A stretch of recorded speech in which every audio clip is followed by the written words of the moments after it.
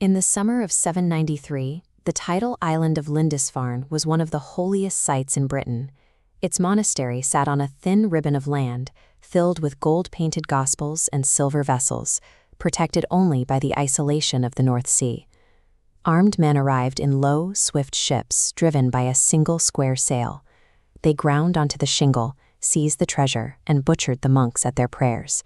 By the time the tide turned, they were gone, leaving only smoke rising from the church. To the kingdoms of Christian Europe, the far north was a rumor, a cold, blank space at the top of the map. They assumed the ocean was a natural barrier, protecting their rich coastal houses of prayer from any enemy.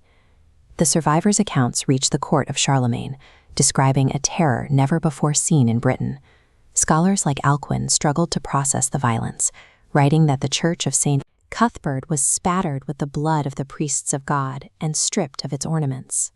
These attackers were the heirs of a hard environment that had been building its strength for centuries. To explain how they reached Lindisfarne, we have to look at the physical limitations of the fjords they left behind. Scandinavia sits at the high edge of Europe, defined by deep valleys and narrow inlets, where the sea reaches far inland between cliffs of stone. In the 8th century, it was a country of short summers and long, dark winters. The Norse were primarily farmers who kept cattle and sheep in thin soil, but Norway specifically offered very little flat land. A family might live on a small shelf of green beside the water, with mountains rising sharply behind them and the cold sea in front. As the population grew, good farmland became scarce. Because a man couldn't easily carve a new farm out of a mountainside, younger sons found there was no more room for them at home. This lack of land collided with a culture that prized reputation above almost anything else. A young man won honor not by staying home to mind the cattle, but through daring deeds and the acquisition of wealth. Geographical starvation and the drive for personal fame converged at the water's edge. For an ambitious generation with absolutely no prospect of inheriting land, the sea offered the only road forward. The Norse turned to the sea, using a disruptive innovation, the longship. Vessels like the Oseberg ship were centuries ahead of anything their victims could put on the water. They used clinker construction, where long planks were overlapped and riveted together to form a supple skin.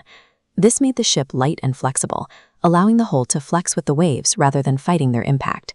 This lightweight design gave the ships a remarkably shallow draft, carrying 60 armed men in only a few inches of water.